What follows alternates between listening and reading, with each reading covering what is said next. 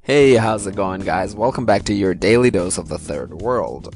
Today I am going to be talking about the massive civil unrest that has taken over the entire country of Bangladesh.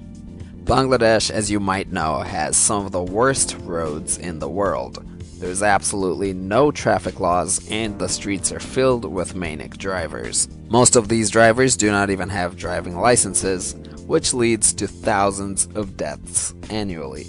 So far this year, about 2,500 people lost their lives due to road accidents.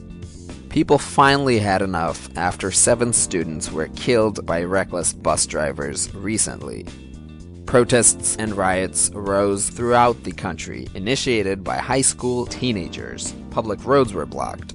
During the protests, students stopped public buses and demanded to see the driving licenses of the bus drivers. If the drivers failed to do so, buses were evacuated and vandalized by the protesters. During these protests, instances of police officers without driver's licenses were also recorded on camera and posted on social media. Meanwhile, when asked about the death of 2 high school students on the road, Member of Parliament laughed at the issue. This led to a huge public outrage. He later apologized for his insensitive behavior. Our Minister of Road Transport said to wait till they work on implementing new laws. At the same time, a truck plowed over a group of protesters on the streets when they tried to stop the truck. Police tried to control the situation. There were numerous reports and pictures of police brutality on protesting teenagers.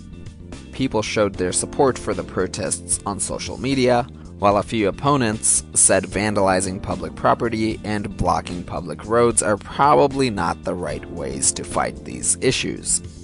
So there's a very brief summary of what's been going on in Bangladesh over the past week. Here's my 2 cents. The people of my country are frustrated to the point of having a nationwide meltdown. Unimaginable corruption has taken over the entire country. There's absolutely no law and order, and people have been pushed to their limits by their own government. Sometimes it makes me believe this woman was heavily inspired by this man when she took office.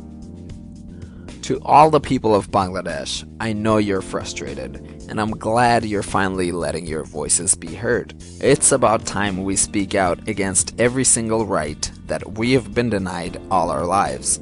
It's definitely up to us to make our government work for the common people. Also, I might get a lot of criticism for saying this, but vandalism is not going to solve anything. Obviously, protest against lawless roads. Protest against injustice. Protest against our disgraceful political leaders. But please, do not be violent. That'll leave no difference between us and them. To the government of Bangladesh, Prime Minister Sheikh Hasina, you have truly been testing our patience over the last decade. Do not keep pushing us. You won't be able to put 160 million people behind bars.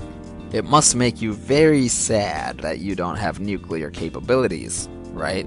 Because I have no doubt that if you did, you wouldn't think twice before setting it off on your own people if you ever sensed a possibility of giving up power. By the way, congratulations on Sajib Wajid Joy satellite ground stations.